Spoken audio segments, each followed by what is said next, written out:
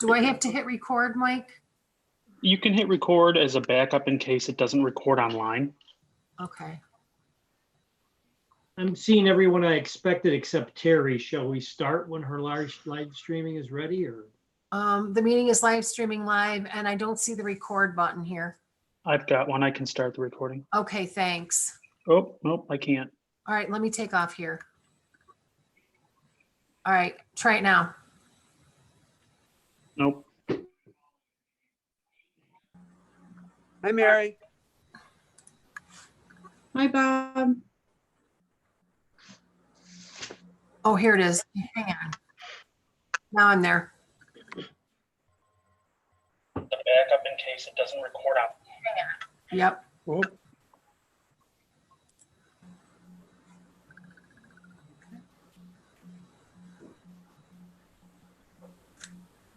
Okay, so is the group ready to begin? And if Terry comes in, she comes in?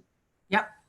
Because I do have 6:01, so I will call a meeting of the Board of Education to order and ask you to please join me in the Pledge of Allegiance. I pledge allegiance to the flag of the United States of America and to the republic for which stands one nation, Under under God, God, indivisible, with liberty and justice for all. Okay. Thank you. Let me get back to my other screen.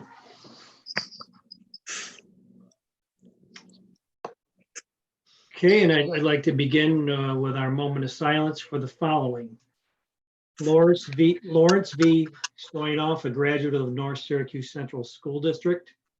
Joanne Berry, a graduate and retiree of the North Syracuse Central School District. Elaine Wheeler, a graduate of the North Syracuse Central School District, and Madeline Keeb, a retiree of the North Syracuse Central School District.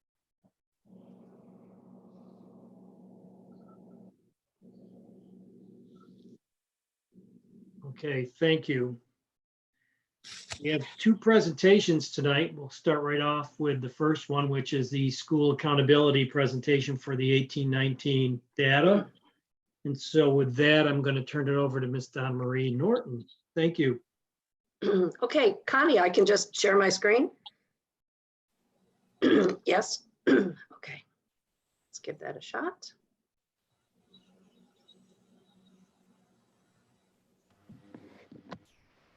Okay, can you see my screen now? yes, Yes. Oh, that's good. Okay, let me put it into present. Or maybe not. Do you want it in, it's hard to do present, sorry guys. we haven't been doing the present because it Okay. causes issues. Yeah. Okay, good. All right. So, yep, this is on the 18-19 school data. Obviously, we don't have data for 19-20. And quite honestly, we're not going to get any data for 19-20. So that's going to be something we'll deal with next year. We'll see what the rules will be. So first thing I want to do is review that we're looking at the Every Student Succeeds Act, or ESSA. And I wanted to go over some of the definitions. It's been a year since I presented that, so you might have forgotten what they are. And we might need to go back a little bit back and forth, once I start telling you about different schools. So composite performance is going to be the first thing that we're going to look at. That's the scores that students earn on the ELA, Math, Science 4, and Science 8 exams. So remember that this is based on the 18-19 school year. We always get the data a year later. And the way that that is configured is students that score a level 1 don't give any points to the school. A level 2 is worth 1 point.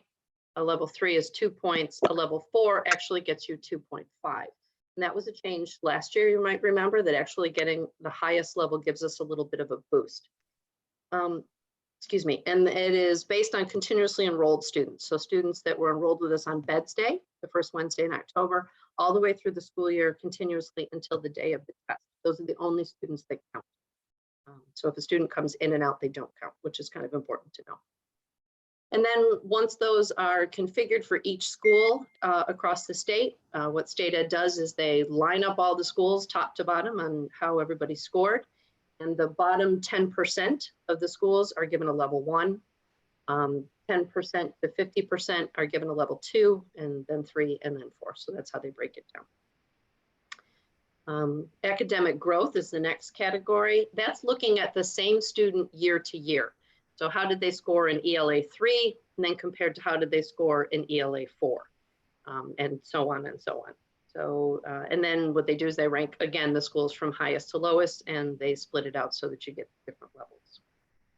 ELP is our English language learners. You're going to see that only 3 schools actually have enough data in order to form a cohort that we could look at. And that data is based on the NYSA slot. It's a New York State language test for students that qualify. Progress. Progress is what state ed sets. They set goals for each school and each exam, and how you progress towards those goals is where those scores come from. Again, and then they level you based on all the schools in the state. Chronic absenteeism. Chronic absenteeism is relatively new to us, only the past couple of years. A student who's chronically absent is one that misses 10% of the days that they are enrolled. And it's very important to remember that. So if a student is enrolled for 180 days and misses 18 of those days, then they're chronically absent. But if a student is enrolled for 10 days and misses 1 or 2, you know, it's going to count differently. CSI, those are comprehensive support and improvement schools. And what that means is that you have scored low enough in the all student category. So it's the heaviest of the categories. We do have one school that's still in the CSI because it lasts for 2 years. And that's because the all student category wasn't performing to where they needed to be. TSI stands for Targeted Support and Improvement Schools, and that's when you have a particular subgroup. Your all student category is fine, but you have a subgroup that it might be a problem. And to remind you about what the subgroups are, the options are economically disadvantaged. That's any student who gets free or reduced lunch. Any of the ethnic subgroups, which is white, African American, American Indian, you know, so on. Students with disabilities, that's any student that has an IEP. From something as, you know, non-instructional as speech, all the way to, you know, severely autistic, traumatic brain injury, you know, those kinds of things. And then another subgroup is the ENL students. So the ENL students kind of count twice. They were given a much heavier category because they're in their own category, and then they also count as a subgroup of all the other categories. Kind of interesting. Yeah. For high schools, there's an additional category, and it is the college career and civic readiness. You'll hear it as the CCCR because we love to have acronyms and initials for everything. And to get higher points for CCCR, you have to have students that have advanced designation diplomas, CTE diplomas, seals of biliteracy and triliteracy. We actually have a couple of students that are fluent in 3 languages. And then AP scores that are 3 or above will get you extra bonus point. If you have students that earn, you know, regents, might not score well in the AP exams, but at least get the course credit, they also give you a little bit of a boost. Students that are getting just the regents exams or the local exams or scoring like at a level 2 at the NYSA, they don't hurt you, they don't help you. And then you get a little bit from students that get a GED. So those are the categories for that. I'm happy to tell you that CNS has a CCR rating of level 4. That is the highest level. All of these categories, level 4 is going to be the highest. And we're very proud of the fact that CNS has a CCR level of 4. And I'm sure that you know that CNS for the 2nd year in a row is also a recognition school. And that is the highest schools in the state. So that's pretty cool. Okay, so let's look at how we did. First in composite performance. So remember, it goes on a 4, 3, 2, 1 scale. 1 is bad, 4 is great. So we do have some schools that are in, you know, CNS, there's your 4 for your composite performance, and you can see that Rocks Middle has scored a 1. It will not be a surprise after you look at this data to see that Rocks Middle is a targeted support and improvement school. So that's a school that we're going to be focusing our energies on. Here's our growth. Remember, we're looking at year to year, same student.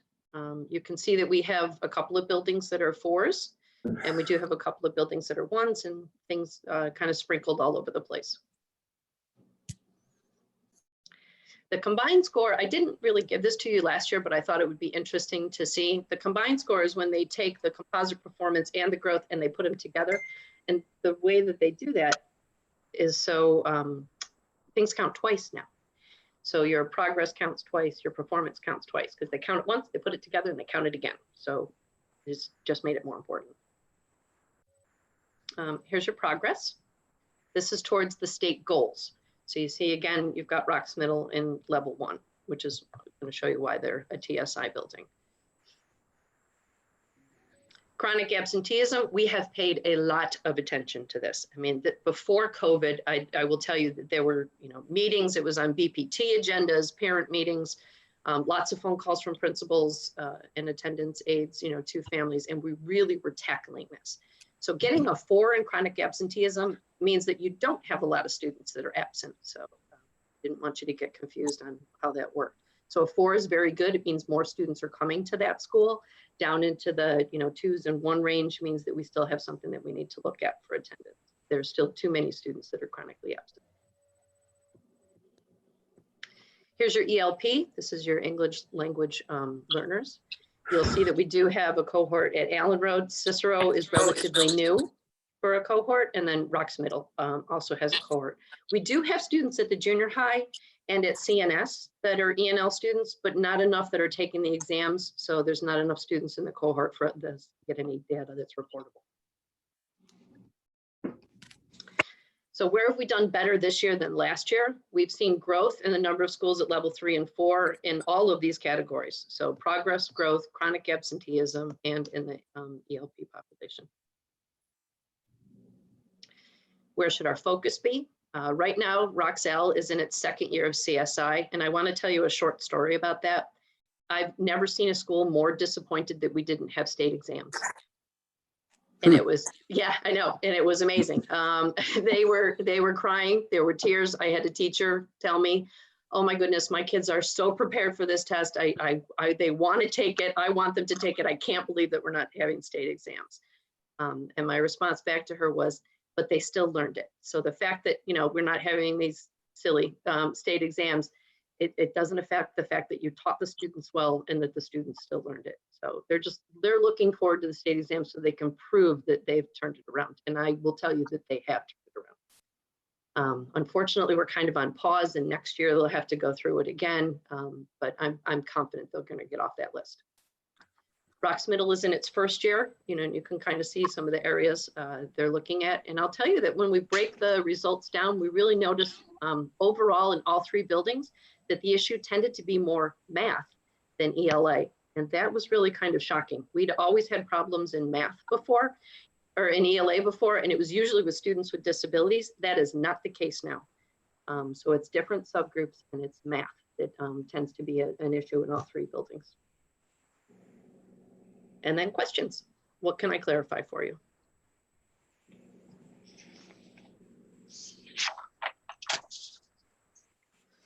Nobody? I see no one with questions. In the beginning, you mentioned what will we have next year as far as a report? We won't have a report. Yeah, this is. No. I mean, we'll have attendance from September to March at least. We will have the CCR at the high school. We will have graduation rate and those sorts of things, but we have no state testing data. No NYSA slots, very few NYSAs I think ever happened, and no 3 through 8 exams. So I don't know what it's going to look like, Paul. So with the attendance, I mean, that piece, I remember when I saw the report for the recognition for the CNS recognition school, they're looking for what you're doing to improve that. I mean, and so once you reach the level 4, you need to stay there. Yeah, you need to stay there. Okay. Yeah. That's a difficult, heavy lift. But they've done it 2 years in a row. Yeah. Okay. Yeah. All right. Well, thanks. So they need to show as you mentioned, the contacts of the parents, the phone calls and stuff. It works. I mean, that every school that's been able to turn around their chronic absenteeism is because of personal contact. We had robocalls going out and kind of form letters that were sent to families that, where students were absent a number of days. They're too easy to ignore. You know, when your teacher calls and says, I miss you, why aren't you in class? Or a principal calls a parent and says, you really need to get him to school. It's had a significant impact on attendance, and many more students are coming to school. Well, I talked to Bill Leclerc about this, and he has a very robust committee that's doing a lot of work with the attendance. And I have to tell you, he was probably within maybe 3 to 4 students away from going from that 2 category to level 3. So he's working very hard with this. No, that's good. Thank you. Thank you. Any other questions from anyone else? So this is Mary. There's a difference in the different elementary schools. Like, is there something that some schools are doing that are good practices that could be shared with the other schools? Like the growth, like, I know that there's a lot of conversations that are happening. We do have a group of principals that get together. I think it's a couple of times a month. I'm sometimes invited to that. And I know that Matt Matola has shared what measures he's taken at Roxelle to turn that building around. And the other principals are very interested in what's happening there. And people are copying some of the interventions that he's using. So Mary, the elementary schools have a PLC for the principals. So Greg Stone, as the elementary director, gets them together. And so they have agenda items, and they are sharing good practice or best practices amongst each other so that they can learn from each other and see what's working and what's not. great, thank you. Mr. Bowles, is that something new? Because that's very interesting. It's a elementary principal PLC. It is. This is the 2nd year. They started it last year as a trial, and we're working through it. But things worked out well, and so they clearly established it going into this year, and they're finding it's working well. Okay, great. Any other comments or questions? Seeing none, I thank you very much for your time, Donna, and we will You're move welcome. on now. Yep, we will move on to the Bear Road renovation update. Bye, everybody. Hi, Donna, Marie. Take care, Donna. I'm going to have Todd do most of this presentation, and we're going to give him a minute to put his screen up for us. But the project is off and running. It's off to a great start, and Todd's going to share a little bit about it in just a moment here. Good evening, everybody. Can you guys see the screen? I'm supposedly Yes. sharing it. Yes, Okay. yes. Good. Well, good evening. Thanks, Matt. So we finally caught some traction with Bear Road and construction's begun. I just wanted to show you guys a little bit of the team that's on there. From our end, there's myself as a project executive. Bruce Knowles at the top right is a project manager working with me on the whole aspect of the project. Jake Bates in the middle is an assistant project manager, construction administrator, and Bob Buffio, who's actually on with us, is the field superintendent out there right now. We have a great group of prime contractors. We've worked with all these contractors in the past. They've always performed exceptionally well, and I'm pretty excited because I see this project turning out much like Smith Road was, and just being an absolutely great project to be working on with everybody as a team. There's been out of the gate a tremendous amount of cooperation and coordination that's taken place. The district and the contractors are working together to make provisions for teaching activities in the fall. Really, a lot of this goes to Matt's group in terms of preparing offices and teaching spaces, as well as a new temporary nurse's office so we can relocate the nurse because there's construction that takes place in that location of the building.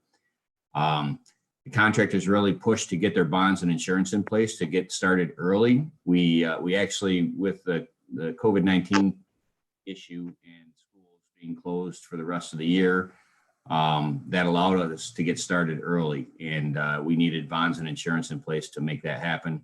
And each of them was eager to get started, and were able to get those in place. So I mentioned COVID-19 and, what is the impact of that for the construction project? It currently at this time, it's really unknown. Each day is something new from the state and from the contractors. We know that the labor forces are impacted because of the increased unemployment. Contractors are having some difficulties getting guys to come back to work. They have this attitude that why would I go to work when I can stay home and collect and make more money and not be at risk? That is starting to diminish a little bit.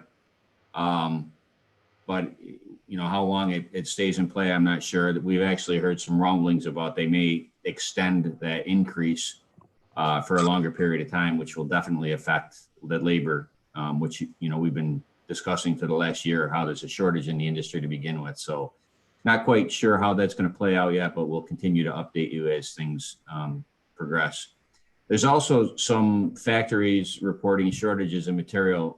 We've heard from a couple different projects in the past that flooring and ceramic wall tile could be an issue. There are certain die lots that are available because they were in production prior to COVID-19 and the shutdown. But factories are starting to gear up right now, and we think that they're going to be back in full production. And given the timeline that we have, it really is a short-term impact for stuff this summer. And our finishes really won't start to go into play until a few months now. And again, we continue to talk to the contractors daily to find out what other shortages that we may see with regards to the project. Areas impacted this year, a couple things, and I do want to go back to Matt's group because they have been instrumental in getting this thing off the ground. As you guys are aware, there's a connecting link here that gets us into the courtyard where the building addition is going to take place.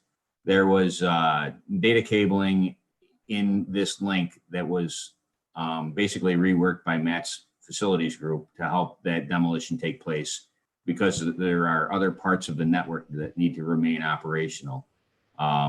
As I said, they also built out some office spaces in temporary nurse's office and have been helping the contractors because obviously the district knows this building much better than they do in terms of planning and scheduling work and being able to sever certain services in the building while others need to remain online. But the reality is we are, all the highlighted areas are the areas that will be occupied when school is reinstated. With a connecting link here, there'll be a temporary corridor that gets us from one area to the other until we get this building envelope of this new addition established. And then we'll create a permanent temporary corridor in there until the rest of the classrooms are framed out, walls are constructed, and we can open it up to regular corridor traffic. So everything that is not highlighted is under construction, as well as all of the site work that is out here on this side of the building with the new bus loop. We've got staging areas established. We've got a stockpile of topsoil down here in the lower corner of the property. The concrete building that was out front here has been demolished. And there's basically a construction roadway that gets us back in here right now. As I said, you can see some of the pictures that portray what's taking place. Staging areas established, site work's begun, abatement is underway. Demolition of that connecting link in the old administration area is underway. We're building some offices and locker removals are complete. And then we do have the 30-day outlook. This is just an idea of the schedule that's been put together by the GC, and we're working with the mechanical, electrical, plumbing, and roofing contractors to coordinate their activities within this timeline.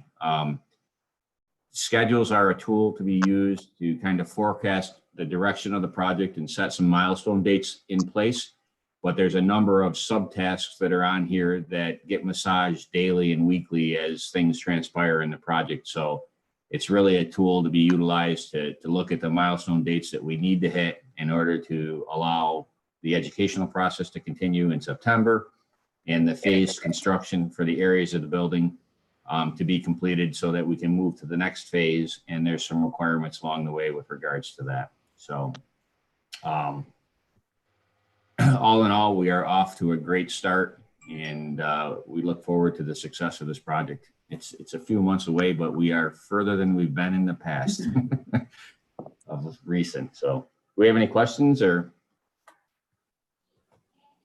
I do have one question. When you talked about the labor shortage, are we seeing that across the board? Or are we seeing that? I'm assuming these are all skilled labor jobs, and that's going to be part of the problem. But is there a specific areas? I mean, with the unemployment, they're not jobs that are going to be just filled by anyone, I'm assuming. Yes, that is correct. And most of the workforces we have at the site are union labor forces.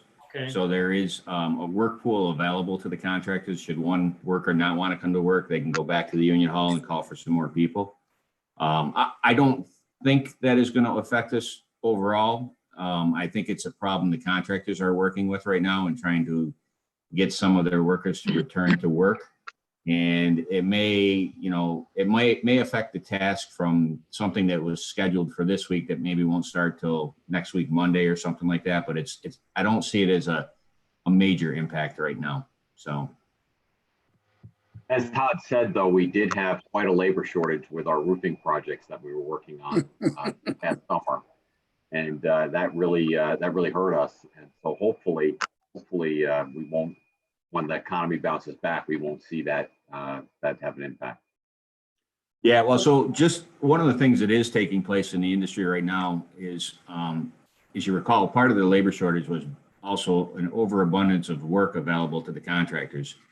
And with COVID-19, we actually have seen a number of private projects get cut back. Financing's not there anymore. There's some people that are nervous, so they're not moving forward with the projects. So the last few projects that we've actually bid, the numbers have started to come down because the work is not there. So I think it's going to work in our favor with regards to the overall project and labor forces that we need. So. and just another question, are we limited with a number of workers that can be on site at any given time, or I'm assuming each individual mechanical contractor has protocols to follow, but we're not necessarily limited by that. We are supposed to be, and we are doing this, following the guidance that's been released for opening up of construction with regards to maintaining social distancing when possible and implementing personal protective equipment when it's not possible. So the only thing that we're really limited to is the meeting aspect of a project. We're supposed to, limit that to smaller numbers and make sure we can social distance when we have that. So, but from a workforce on site, we're okay with pushing forward with the schedule as we have it. So. okay, Hey, thank you. Todd, I got a quick question here. The playground behind that cement building you demolished there, is that going to be moved or changed or staying there, or what's going on with that? Gone. So we have included in the project an allowance for construction of, so we have to be careful with SED because they don't aid storage buildings. We've included an allowance, and out of that allowance, we are going to construct a pole barn style building for maintenance facilities storage at the site. So Okay. We have plans to basically reconstruct that. It won't be a concrete building. It'll be pole barn construction, but a building will be back on site. Okay, and how about the playground behind it? Is that going to be affected at all? Yes, it will. And Matt, I can't recall. Can you chime in? We were trying to leave as much of that intact as we could. And there is some new playground equipment that comes into play at the end of the project. So. Yeah, so George, we actually have a playground committee working on the design of a new playground now. Don has some grant money set aside. Al Sturpey provided us with some money that'll help with the playground. So the Nice. playground will be replaced in its entirety. The components that are still on site will remain on site for the duration of this school year and will be fenced in along with some grass area and some paved area for the kids to play on. Okay, And there'll be fencing around that with a couple of emergency gates to allow for egress in an emergency. So they'll be safe from the construction activities. They'll have some play equipment.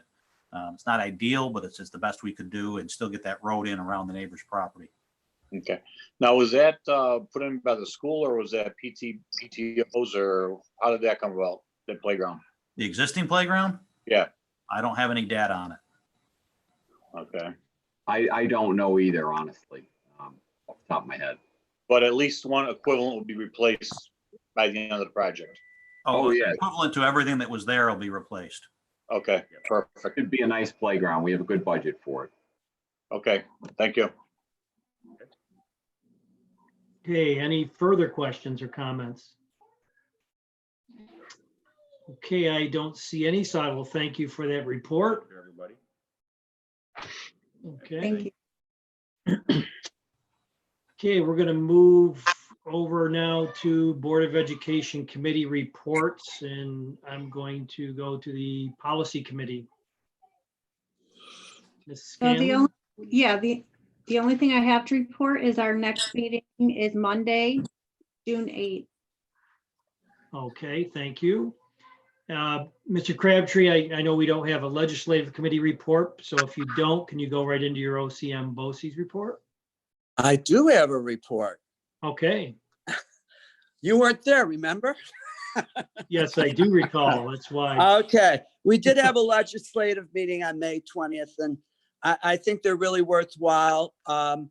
Three things that were done at the meeting were, number one, we went through, Don went through quickly the 2020-21 budget propositions. It was great for the students to listen to it and the parents, and I thank Don for all of that. Connie Gibson, our district clerk, spoke all about how voting was going to be done through the mail and how you would receive it in the mail and how it had to be returned. And I thank Connie for all the time.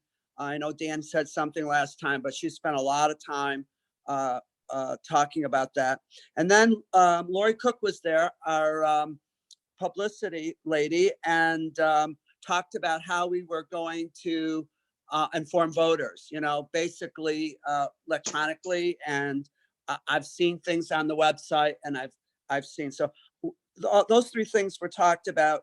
At the end, we talked about, our legislators are going back to Albany, and I had extended the list so that we could contact our national level, because as Dan and Don both have said, we need to be getting federal aid to the states so that the budget situation would be better. So that was our meeting, and our next meeting is June 17th. Okay, thank you. And you did send us OCM BOCES report. Would you like to report on? I'm not going to go through the report. If anybody ever has any questions about it, you can contact me through the website. But there's two important things. If you looked in the paper on Sunday, we're looking now for an assistant superintendent for administration, a school business administrator.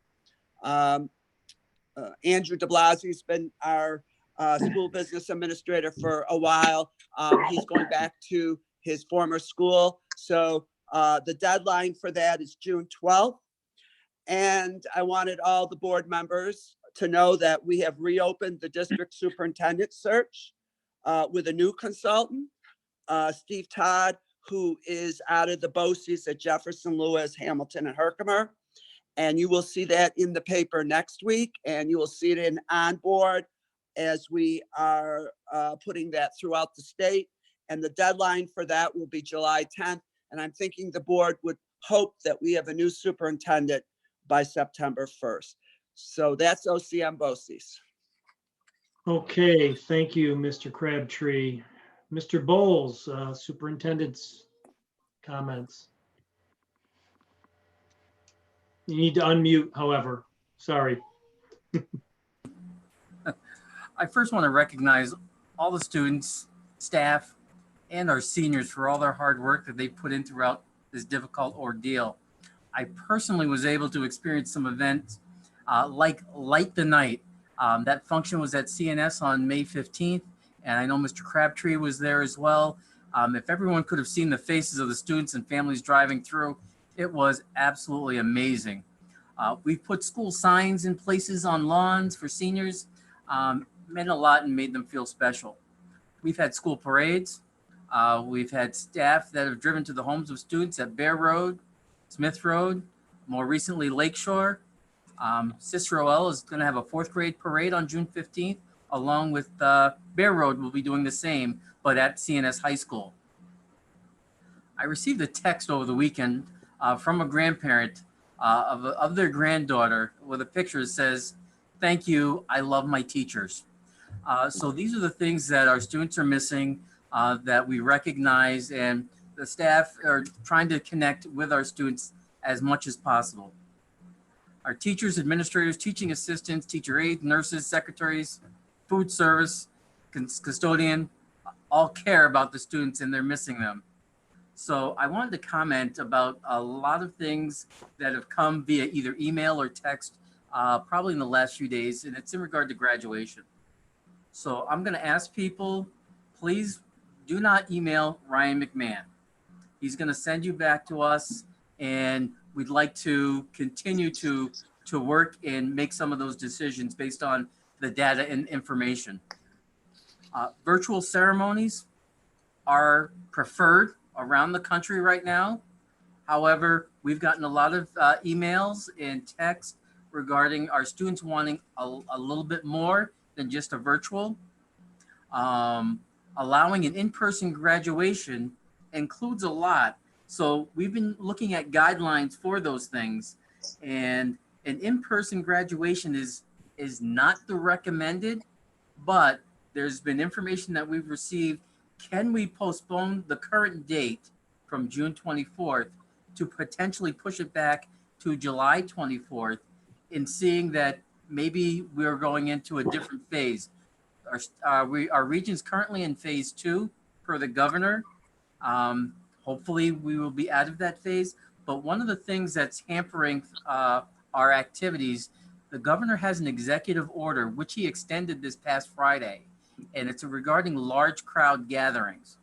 I talked with legal today, and he extended that order through June 28th, that there can be no large gatherings greater than 10 people at a time. So that's why what was put before was more of the drive-through, where you can have a stage at the entrance of our building, parents could get out. That's why that was put forth, because again, with the data that we received, we could not have gatherings that had more than 10 people per the governor's executive order. So one of the things that I'll be talking further with the board, I know that Bill LeClaire, executive principal, met with some students today and gave them just some more information. Some of the emails and information is not as accurate, so we're trying to clarify some things. And we may be putting a question and answer on our website, just so that parents that may not be tuning in have all the information that was at least proposed, because initially we were proposing a larger event on our football field. But given the data and regulations, that is what was scaled back in the letter from Mr. LeClaire that went to the parents. So one of the things that we're looking, I spoke with other superintendents on a conference call with Congressman Katko today at 2:30. We were asking Congressman Katko, could he possibly see at some point, can he get to the governor to extend that number of 10 as far as large gatherings? Because unless that is lifted, that's really going to hamper us, even if we extend to July 24th. Unless the governor lifts that large gathering threshold, we'll still be limited in what we can do, and we would have to resort back to the original plan. So we'll be discussing further, possibly the July 24th to push back that order, but a lot depends on the governor at this time, because we cannot knowingly violate an executive order. If we do, there are fines and penalties that go along with that in the tune of $10,000 per violation. Mr. Bowles, I just want to I don't know if I want to restate something, some clarification that I think I understand, but there's been a lot of debate, and this debate's nationally. It's about where does the power for the decision fall? And you hear the debates, whether it be with the federal government, states. When you come right down to it, everything I have heard is it comes down to the state. State has the right to make the decision, and when it's ready to move forward, when it's not. And of course, in our state, it's the governor. And we've seen recently, there's been debates in different counties or sections of the state of New York as to who's going to open what and when. So I just want to, I think you already said that in there, but regardless of everything we hear, at the end of the day, we have to follow the rules, in my opinion, of the governor of the state of New York. And if he is going to, he's imposed the restriction of 10, no gatherings larger than 10 through the 28th of June. We can defer this to July 24th, but we're still going to be subject to whatever is decided based on the data and his then statements at that point, which probably will happen shortly before the 28th. That's what he's been doing as far as rolling things out recently. But I guess at the end of the day, we could be in the same or a similar situation. Is that accurate? That is accurate. Two things. A number of other districts out of the 23 were proposing exactly what we proposed as far as the more drive up with a building of a stage, allowing parents to get out, students to walk across the stage, getting pictures, having maybe siblings or relatives, but no more than a gathering of 10 to take pictures. There were one or two other districts that were looking to push out the date beyond the end of June into the summer. And so that's one of the things through some dialogue and discussion. And a lot of the correspondence that I've received, people would like to see that date moved in hopes that either the governor or something changes within the phasing of the local region that allows for larger gatherings.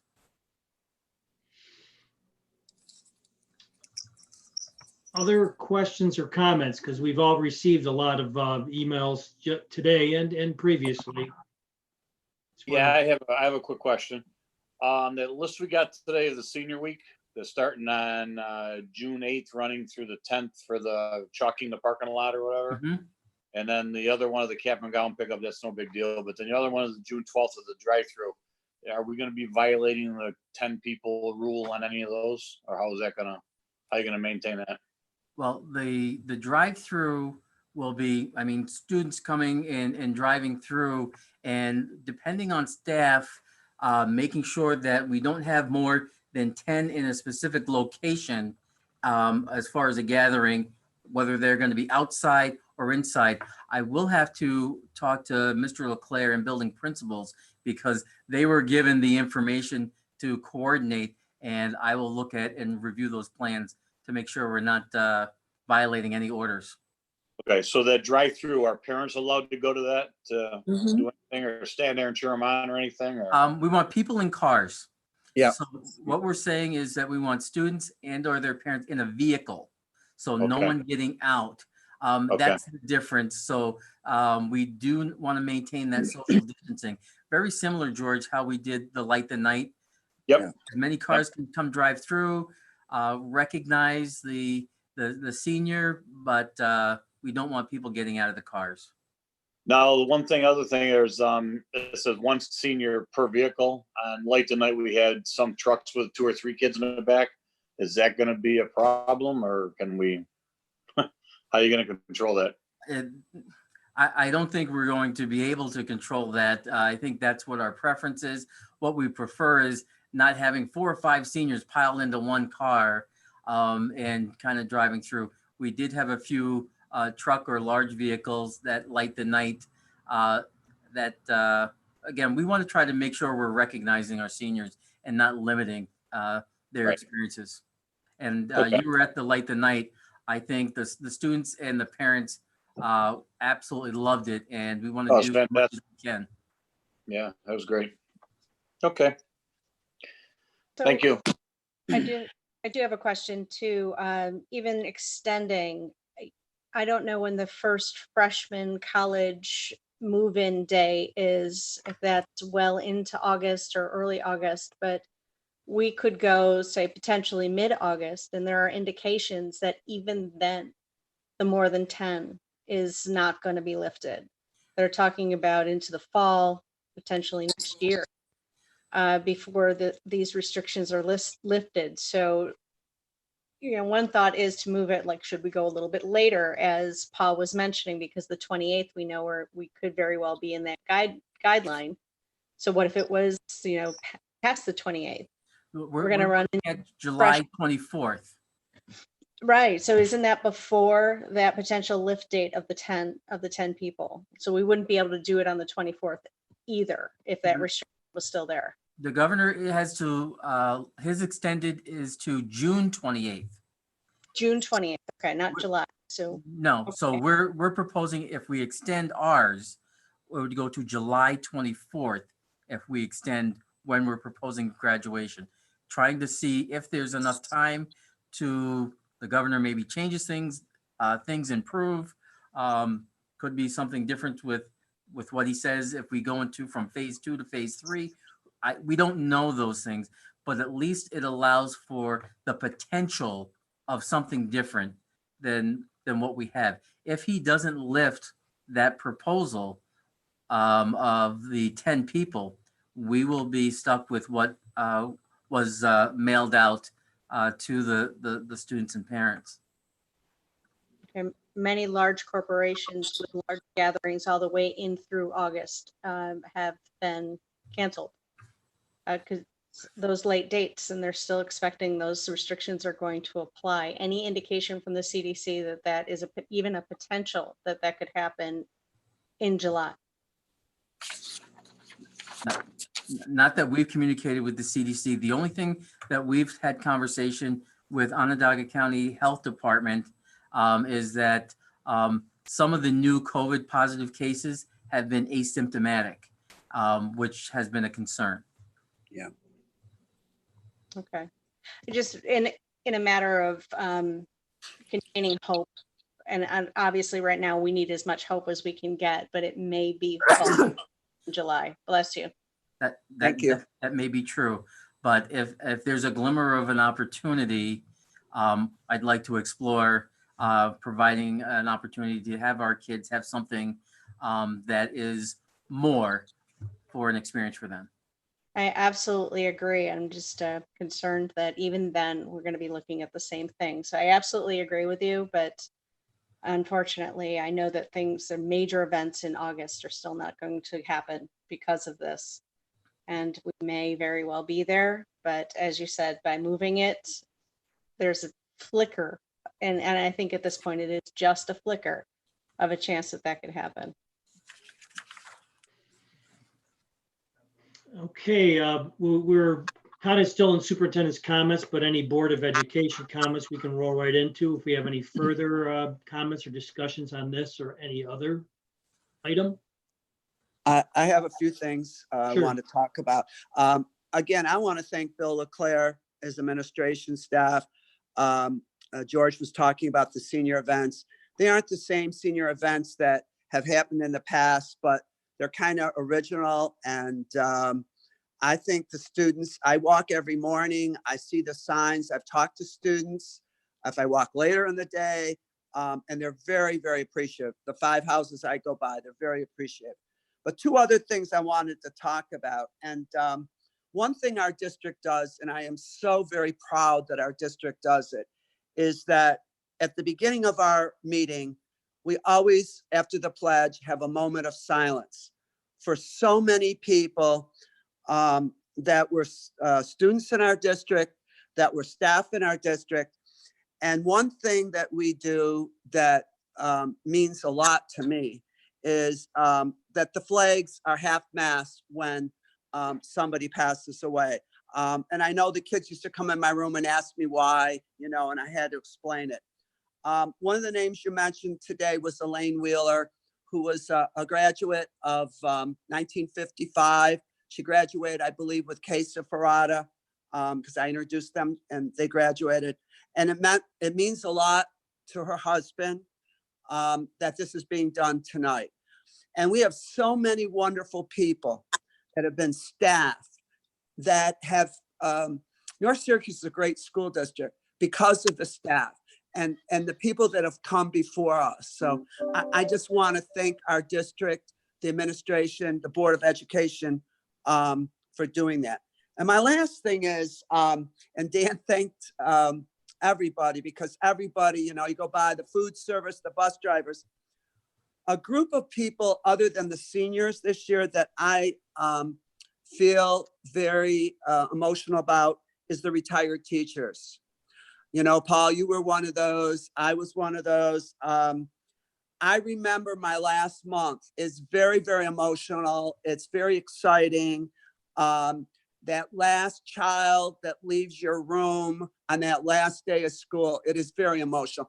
And I want to send out to all the retired teachers that I realize you're missing that. I know you're going to have the fourth grade or the seniors go by, but that personal goodbye on the last day of school. And I just feel for the retired teachers, and I wanted to say something about that. And that's it. Oh, well put. Thank you, Mr. Crabtree. Any other comments or questions? Okay, seeing none, we'll go on to routine action items. We have item A, which are the minutes of the regular meeting of the board on May 11th. If I can get a motion to put that before us. Motion from Terry, second from Mary. That's before us. Any questions on that? Okay, seeing none. All in favor? Can we do the hands, Mrs. Gibbs? Okay, let me know if you can't see anybody, but all in favor? Opposed? That motion is carried. For B and C, these are the considerations of the classification and placement of disabled students for school and for preschool from the two committees. If I get a motion for B and C before us, motion from Aaron, seconded from Mark. Those items are before the board. Any discussion? Seeing none, all in favor of carrying those items? Hands up. Opposed? Okay, that motion is carried. Under discussion items, we have one item under discussion items. If I could get a motion with that before us, I'm going to speak a bit to that. Motion from Mary, second from George. And what this is, and this is in discussion items because it was something new that came to us in an email from Mr. Carilla from the NSEA. And it was provided to everybody so you could get a look at it and read it. It's basically an item, it's a resolution that's going all around the state. It was sent out to every local president of every association in the state of New York. Basically asking for support of school districts to lobby their state legislators and their federal legislators for more resources to help, prevent more damage to our budgets than we already have seen from this COVID-19 shutdown. So that is why that we had that before you as a discussion item. And I just wonder if anybody had questions about that or concerns. I will just let you know that being familiar with those resolutions that come from that organization, you'll see a lot of whereases in there, which are essentially where they opine or provide documentation to back up the resolutions. But the resolved pieces of which are 3, are the only ones that are talking to any action that we would take, which is to lobby our legislators for further resources. Any questions on that or comments? I like to say that I think it's well done, and I think the board should support it. And I personally would like it sent to our representatives, the 3 or 4 that we have in the state, and then Mr. Katko, because if, a lot of things are happening in the country right now, but something that could be very detrimental is the lack of funding for this school district. So the more that we can lobby our representatives, the better off. And if we're united as a school district, I knew we did this back when Dr. Dice was a superintendent. We did something similar to this. So I'm hoping the rest of the board is very supportive and we take some action on it. So, Mr. Crabtree, can I take that as a motion then to adopt that, support that, and act on those resolves?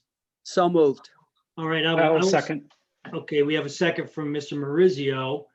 And so that moves that to an action item. So is there any further discussion on that piece?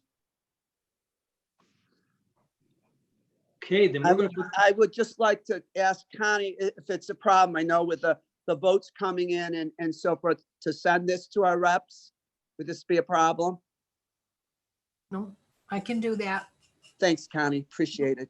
No, and I'll just say, again, if you look at the resolves, they're asking us to essentially do things we should be doing, things that we actually have done, that Bob has done through his legislative committee. And that is, again, to lobby our legislators at state level and, of course, at the federal level. So again, I think this is, it makes absolute sense that we adopt this, and I thank you for that motion. Any other discussion? Okay, seeing none, we'll do a vote with a raise of hands. All in favor of passing that as an action? Opposed? Any abstentions? Okay, that is carried. On to discussion action items. We have the OCM BOCES adult continuing education piece, that is A. If I could get a resolution, put A before us. I mean, sorry, not a resolution, a motion. Motion from Bob, seconded from Mary. That is before us. Okay, and this is about the annual cooperative bidding. I'm sorry, I'm sure you all can read that though. Seeing none, all in favor? Okay, any opposed? Seeing none, that is carried. B and C, I'd like to combine. These are the resolutions to approve the lead evaluators. We have principals, we have teachers, which would be the consultant teachers. And this is approve them as lead evaluators, which was discussed at our last meeting. So any motion I could have, motion from George, second from Mary. That's before us. Any discussion? Seeing none, all in favor? Any opposed? Okay, that is carried. I'd like to place item D before us. As you know, we have some retitling going on, so if I get a motion, but item D before us. Item D, a motion from Terry, second from Mark. And that again is to abolish the Director of Elementary Education, create the one FTE Director of Elementary Ed, ELA and Math. I believe we all understand that, but are there any questions on that item that's before us now? No. Okay, seeing none, all in favor? Opposed? That motion is carried.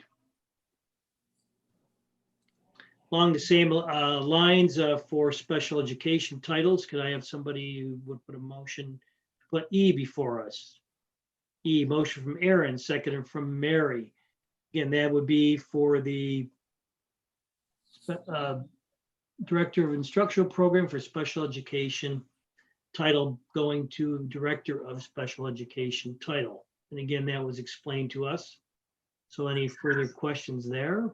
Yeah, I do have a question because does this make us have two directors of special education? Because we made a motion and approved 3 or 4 months ago, and I thought it was Director of Special Ed, but I could be wrong. And I'll let Mr. Bowles answer that, but I believe the answer is yes. The answer is yes. There was a staff member who came out of retirement, if you remember, and trying to make sure we have consistency. There are 3 people in that office. There are 2 people that are listed as directors of special education. And the 3rd person will still keep her title because she does do things that are outside of the special education world. And so that is the executive director of pupil personnel that also does special education, but other things as well. But we're just trying to make sure there's some uniformity within the department. Thank you. Okay, any other questions? Seeing none, all in favor of E? Opposed? That item is carried. And F, if I get a motion, put F in front of us. Motion from Terry, seconded from George. And again, this is to remove or abolish the Director of Instructional Support for Diverse Learning and create the title of Director of Social and Emotional Learning and Social Studies. That is before us. Any discussion on that? Questions? Seeing none, all in favor? Opposed? That motion is carried. I will put G and H together. G is acknowledgement of gift. H is non-marketable equipment. If I get a motion to put those two together. Motion from Terry, seconded from Aaron. Those two are before us. The gift is from Jennifer Skiff. You see there, it happens to be my niece. That's wonderful. Who donated some art supplies. That's very kind of her. And the non-marketable equipment, I read that was very non-marketable. Opinion. Mostly So old there are no technology questions. stuff. Pretty dated. Any comments or questions on that? Discussion, seeing none, all in favor of passing G and H? Opposed? Those are carried. Just to acknowledge retirements as we will have in our personnel report. And we have the following, and these are some significant number of years here. We have Amy McMahon, instructional coach, retiring with 32 years of service. Barbara Fabian, so school secretary, 1, retires with 20 years of service. And Edith LaFave, custodial worker, 1, retires with 38.7 years. Yeah, of she's my service. custodian. Remarkable, remarkable. So congratulations to those and good luck. And we will move now to instructional personal report A, if we could place that before us with a motion, please. Motion from Mark, seconded by Mary. Any discussion on instructional A? Okay, seeing none, all in favor? Opposed? Instructional A is carried. Support staff B, instructional. Can I get a motion to place that before us? A motion from Terry, seconded from Mr. Marizio. Any discussion? Seeing none, all in favor? Opposed? Okay, that is also carried. And report C, the administrative personnel report. Get a motion to put that before us. A motion from Mary, seconded by Terry. Thank you. Any discussion? Yeah, I do have a question. Is that I am pleased, I think, and I thought I saw this in Don's board presentation on the budget, is that we're putting an intern in at Lake Shore, and therefore we're saving money. Am I correct on that? Yes, Bob, there is an intern. We're being able to front load the schedule, and that intern will be able to spend every afternoon to support Lakeshore. Given that we're adding at least 220 students at Lakeshore, having that additional person to help handle just whatever comes to the building, any discipline or just other things, that would be our largest elementary school by about maybe 130 to 150 students. I thank you for doing that. I appreciate it. Yep. Okay, any other discussion on C? Seeing none, all in favor? Opposed? That is carried. At this time, I'd like to make a motion for executive session. Moving into executive session for the purpose of reviewing the employment record of one individual with no action to follow. Can I get a second on that? Seconded by Mary. Any discussion there? Seeing none? All in favor? Opposed? That is carried. And if I get a motion for meeting adjournment and a second, a motion from Aaron, seconded by George. Any discussion on adjournment? Seeing none. All in favor of adjournment, hands up. Thank you. Any opposed? They are not, so we are officially adjourned, and I will meet you all soon in our executive session. Thank you. Thank you. All right, so we gotta go back. Oh, wait a second. I gotta get a drink.